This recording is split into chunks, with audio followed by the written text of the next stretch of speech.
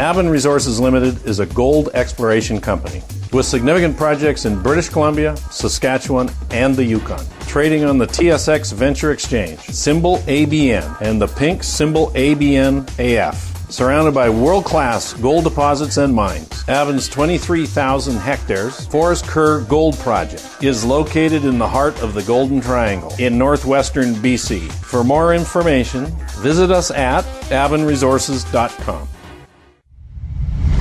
You're listening to HowStreet.com radio, available online at TalkDigitalNetwork.com. Welcome to HowStreet.com radio, the online source for market opinions. Here is Jim Goddard. My guest is real estate expert Ross Kay from thewealthyhomeowner.ca. Welcome back to the show, Ross. Yeah, and thanks for having me back, Jim. We're taking a look at some of the latest numbers. Again, these are released by real estate boards in Vancouver and Toronto. How believable are they? Well, we'll ask Ross and find out.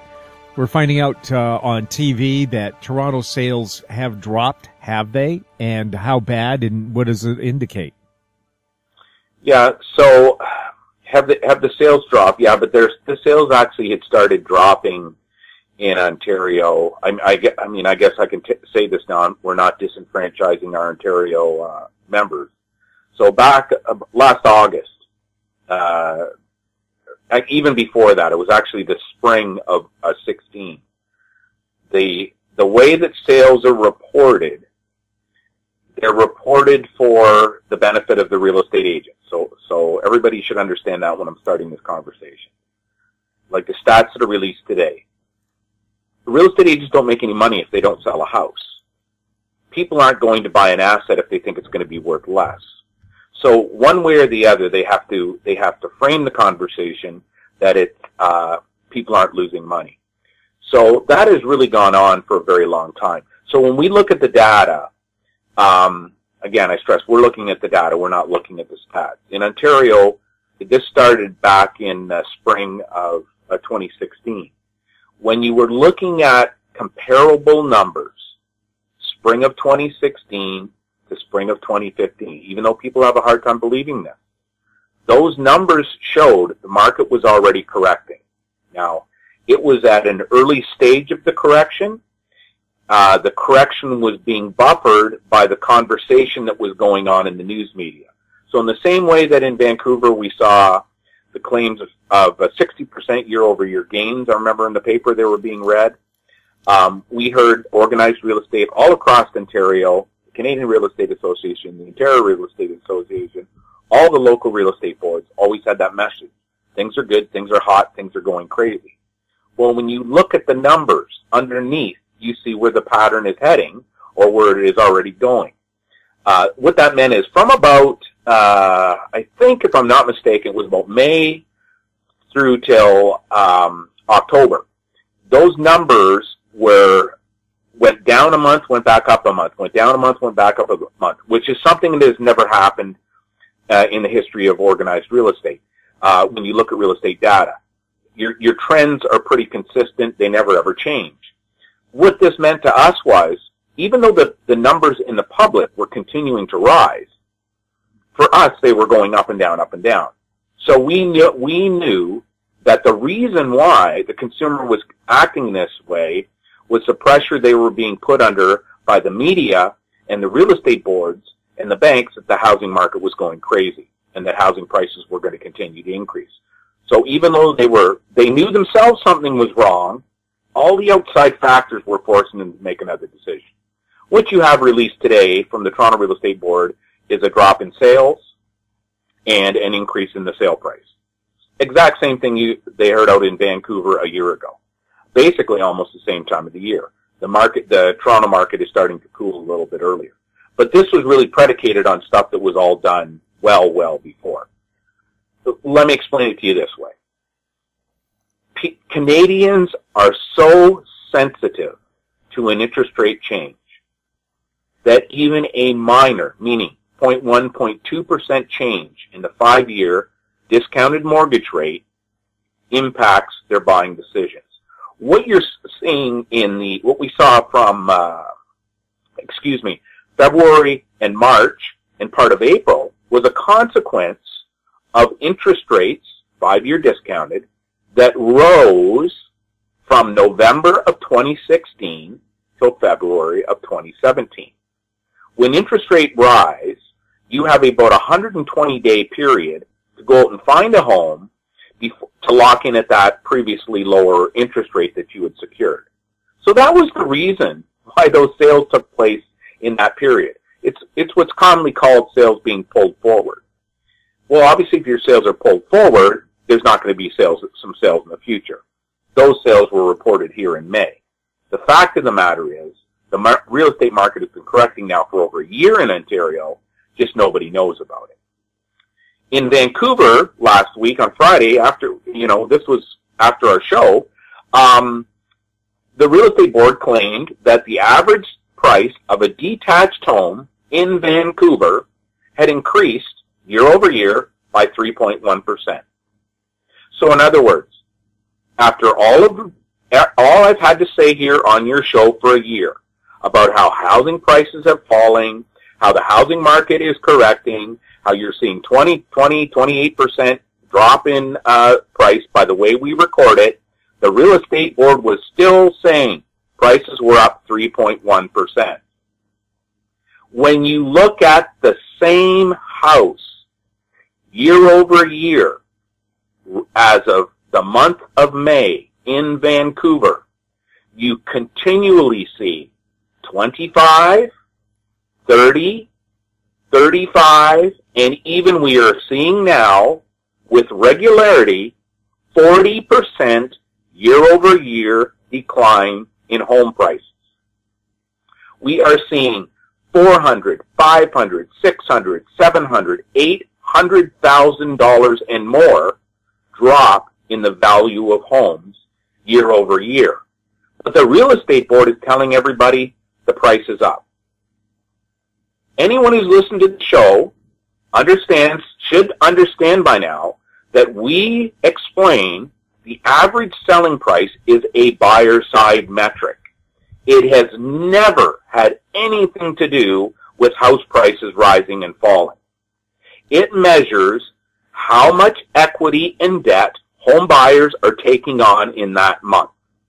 If you have fewer and fewer first-time buyers in your market, their share of the market decreases. That artificially causes the average selling price to increase, which the real estate boards then pretend to tell you it's rising home prices, which consumers go out and react to, and they make those foolish decisions. When you go and look at the e-value assessment website for British Columbia, I encourage everyone to go there and click on properties today, click on recent solds, because BC is the one province where consumers have access to this feature, this way of checking the market, believing, in other words, what I am telling you is true or not. You are going to be hard-pressed to find one single home that is sold for more money than what it was appraised at assessment of July of last year. We're looking at the vast majority, meaning over 80 to 85% of the houses that have sold since November of last year are all now below their July appraised value. Don't believe the real estate boards.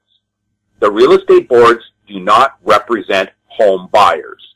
No matter what they tell you, it's not the truth. You need representation with data on the buyer's side, because that measures a market totally different. So when we say with regularity, housing prices in Vancouver for detached homes are 30 to 40% off, we're talking about versus what they were at peak to what they're selling for at this moment in time. There is no 3.1% increase. It is impossible when you're seeing houses selling 20, 30, and 40% less. We'll have more with Ross Kay right after the break. I'm Larry Ray, President and CEO of American Manganese Inc., listed on the TSX Venture, ticker symbol AMY, A-M-Y, with proprietary patents in the U.S., China, and South Africa. Our focus is on recycling lithium-ion batteries for electric vehicles. China recently legislated the responsibility for recycling onto their electric vehicle manufacturers and importers. For more information, please visit AmericanManganeseInc.com or phone me, Larry Ray, at 778-574-4444. I'm Brian Fowler, President of Blind Creek Resources Limited, listed on the TSX Venture Exchange, ticker symbol BCK. Blind Creek is focused in the Yukon, Northwest Territories, and British Columbia. The company's key property is the Blend Project, one of the largest undeveloped lead-zinc-silver deposits in Western Canada, plus plans to advance the recently acquired, fully permitted historic engineered gold mine in the Atlan District of northwestern BC. Check us out at blindcreekresources.com. Welcome back. We're speaking with Ross Kay. Ross, with the latest numbers going down and perhaps Toronto now on its downturn, what should home buyers be doing right now? Should they be waiting, and how long should they wait if they're going to wait? Well, great question. Okay, and this is probably the most challenging issue that we have had to overcome over the last 3 years. To get someone to hold off and not buy, to resist the urge to get that new home, it is really, really challenging. We can sit there and put data in front of people, and it will lay out how if they purchase a property today, by the time they close on it 3 months from now, it's going to be worth less. Yet they still want to go ahead with the decision. They don't see, because it's been 40 years of buyer side representation, seller side representation. So it's really no wonder that the psyche of Canadians is what it is. They don't understand the tens and hundreds of thousands of dollars that you save over 40 years of home ownership by timing the market and moving at the right time. I understand that people out there are feeling pressure from other family members, the banks, the realtors, to buy a house. And I understand that until we went live, there has never been a source for this kind of unbiased and independent information available. I understand that. But what I have to ask everybody to do is you please use some common sense. Housing prices, please go check on the British Columbia Vancouver website eValue. Find out if what I'm saying is true.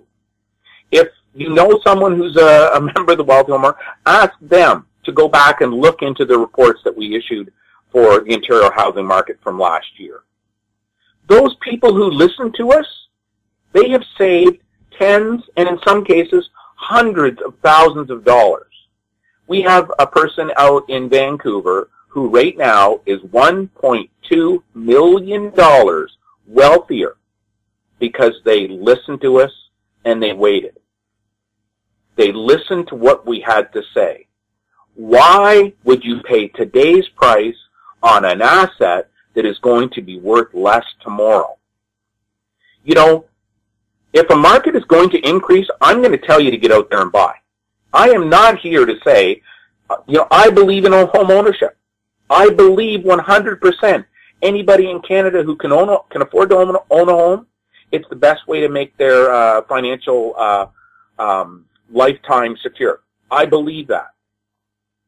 So I'm not sitting here saying don't buy a house, rent. What I'm saying is you just need to buy it at the right time under the right conditions. Why? Imagine you're the person who purchased that home in Vancouver. It's now worth, you purchased it in November. Your neighbor just sold, and it's $300,000 less than what you paid. That means your house is worth $300,000 less too. Can you afford to lose that kind of money? I don't think so. What you need is straight data, straight talk, the way the numbers work out, and then you can make an irrational, informed decision on what you want to do about home buying. We'll have more with Ross Kay right after the break. I'm Bill McWilliam, president of Cascadero Copper, CCD on the TSX Venture Exchange. Cesium is one of the world's rarest metals with a growing industrial demand. Drilling is underway on our Tehran property in Argentina to prove up a cesium resource. Cascadero's patent-pending leach process has the potential to make Cascadero the lowest cost supplier of cesium in the world. Visit our website, cascadero.com, or phone us at 604-924-5504. Keep informed. Receive our weekly recap of thought-provoking articles, podcasts, and radio delivered to your inbox for free. Sign up for the HowStreet.com weekly recap on our homepage, HowStreet.com. Welcome back. We're speaking with Ross Kay. Ross, city water quality issues in real estate. Do city water quality issues affect the price of real estate differently during bull and bear markets? Oh, that's a great way to word it. Bull and bear markets, 100%. Now, what I'm going to use is, I don't like the bull and bear scenario. I'm going to use a seller's market and a buyer's market.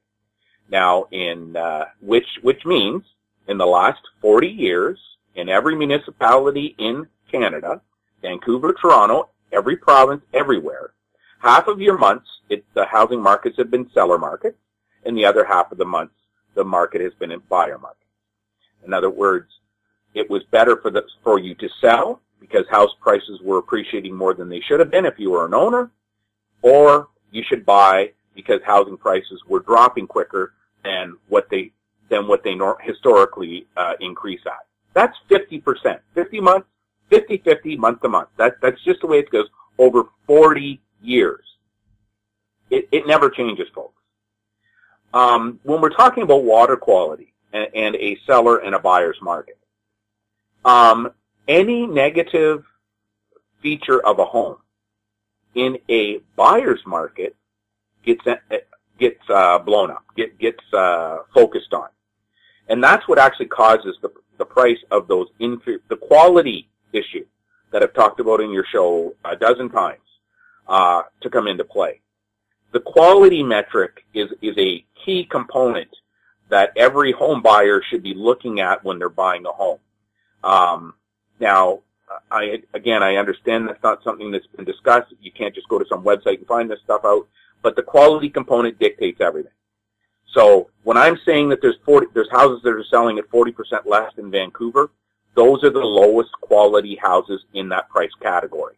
Those houses are already taking a 40% drop. The best houses, they may be only seeing a 20% drop. Okay? But the worst ones are already hitting 40% off already, and with more to come. And this is why the average selling price is not a selling price, it is a buyer price. Then again, water quality. In a buyer's market, if there's something that is negative about a house, it's going to take a hit on its price because people will simply move to another house and choose the better quality home. Water is a quality. Now, if it's a rural property, then it's well water. What does a well water look like? What's the quality of water? What's the recovery rate of the well? Are there any problems with the well? There's a series of factors you look through. Your municipal water is exactly the same. If you live in a community where your municipal water has any problems, in a seller's market, nobody talks about them.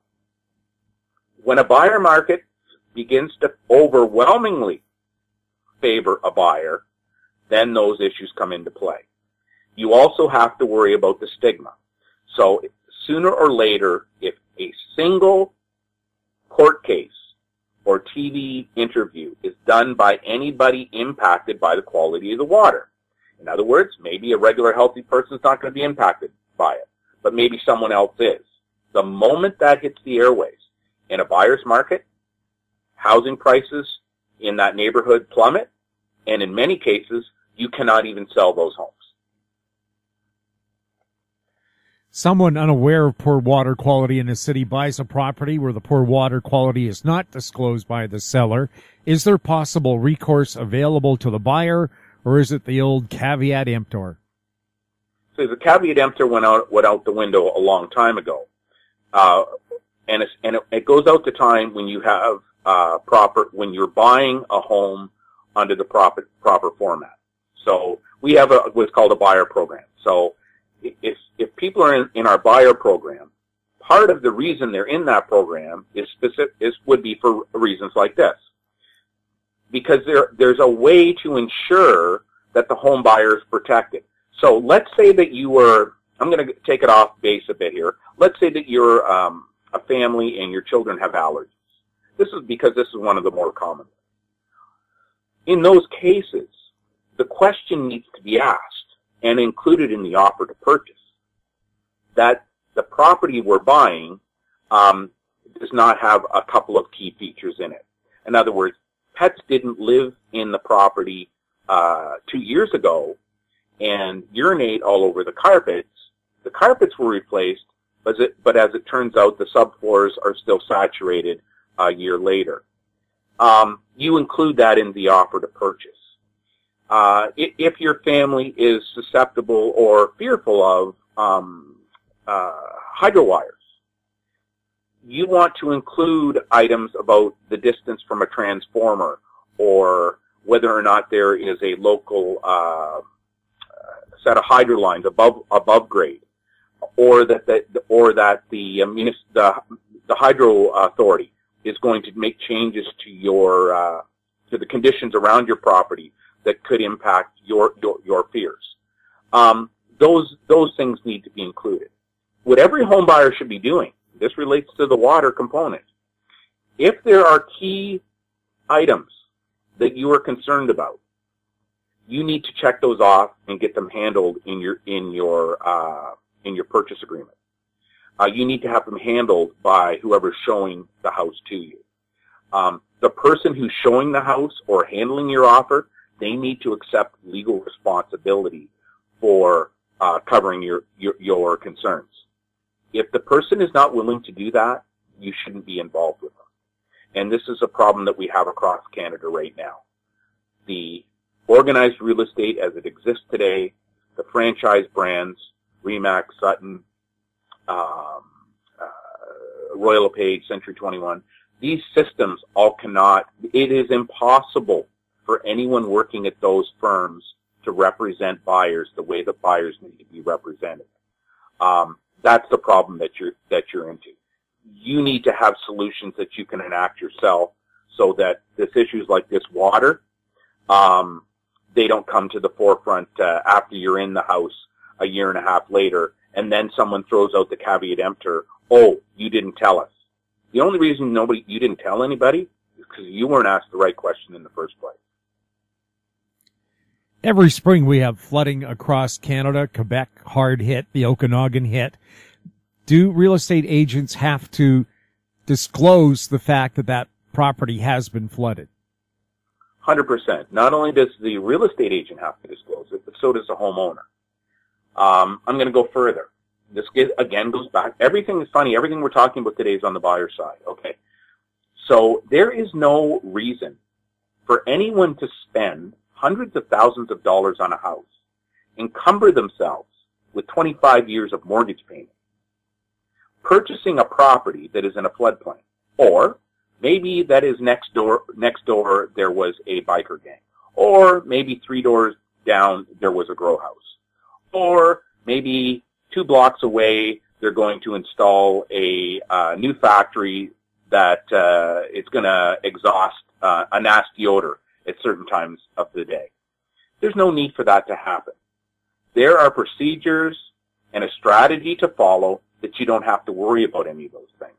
It's not easy. I can assure you, your real estate agents are not going to want to do it. They want the easy, quick money. They are not going to want to accept all this responsibility.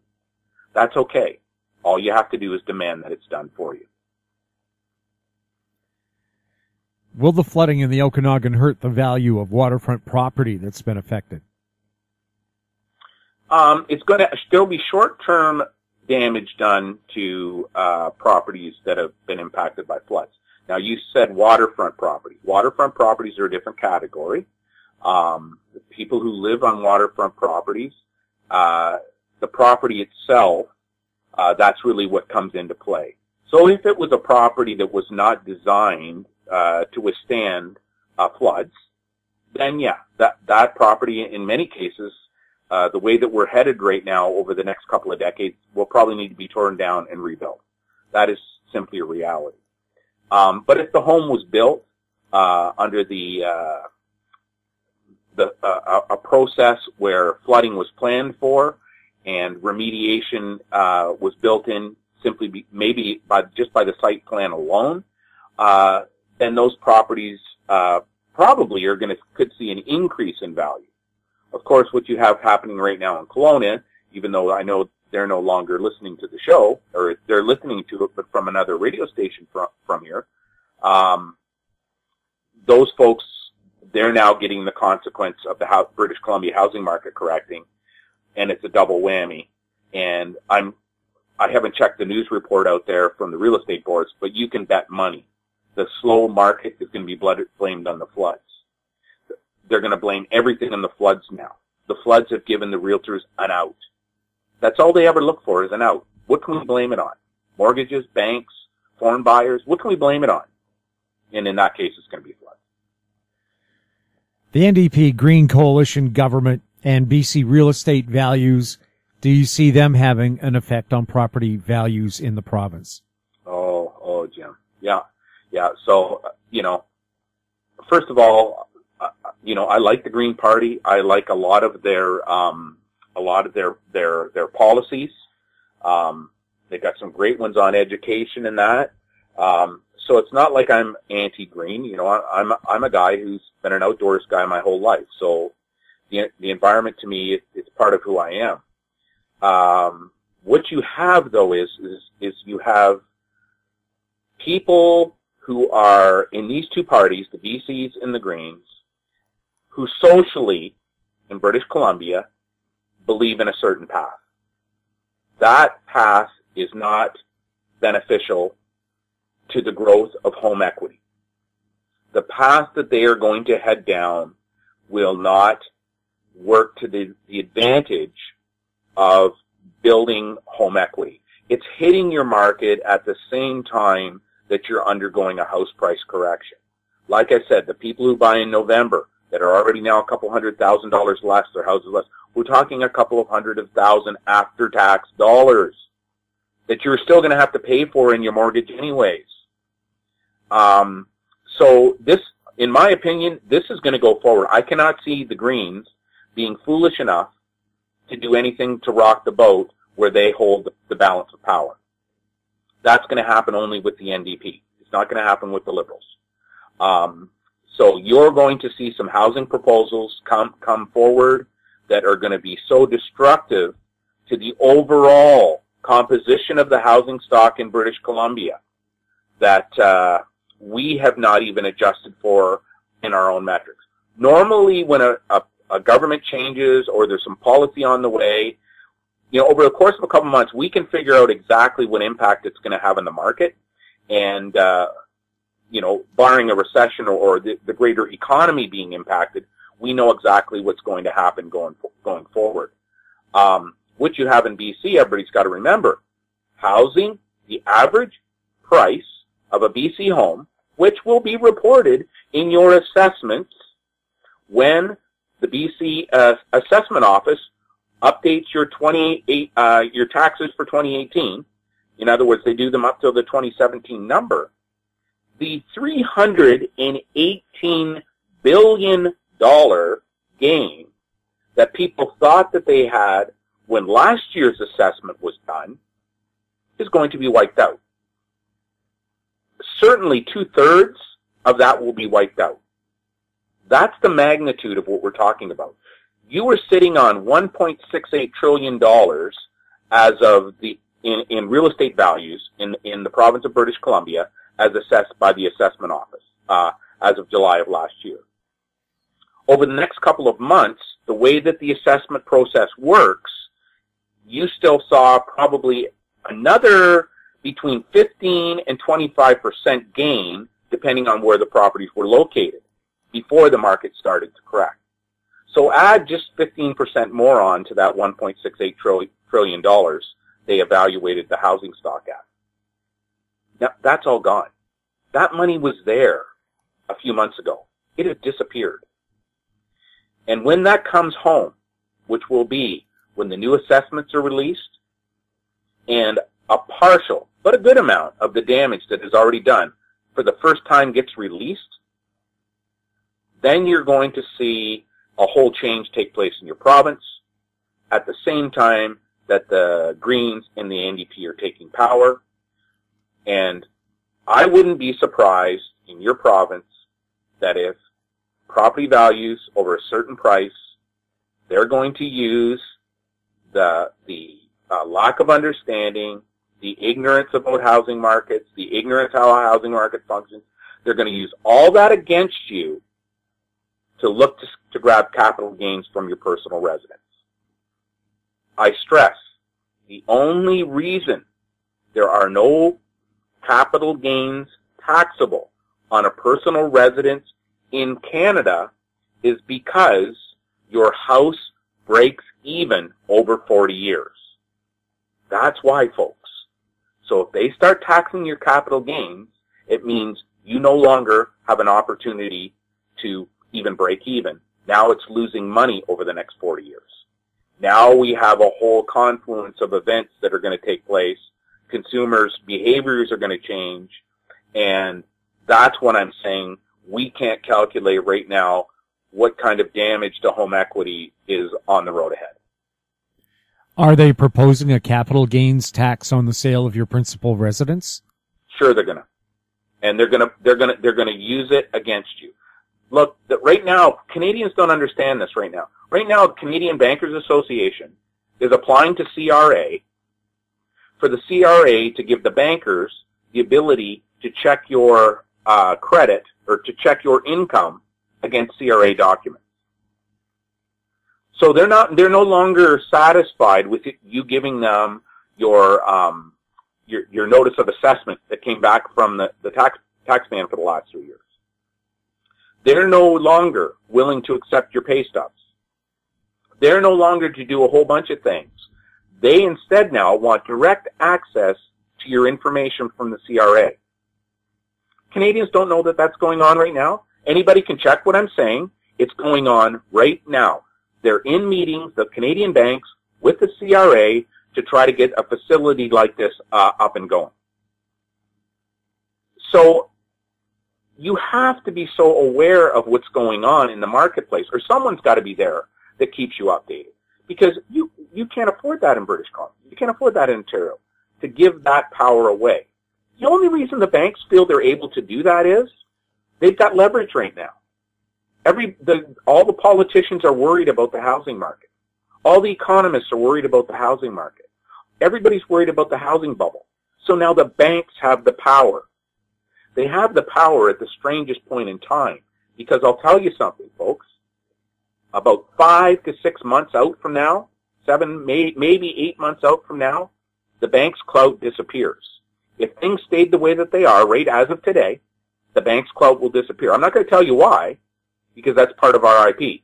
But I'm telling you, their clout rolls over. Their clout goes away. Oh, I just gave you a little point, a little tip there, rollover. The banks are using that against you right now. Everything in a housing market that is out of control, that is misunderstood, where everybody is looking for a solution, you're giving someone else power over your life.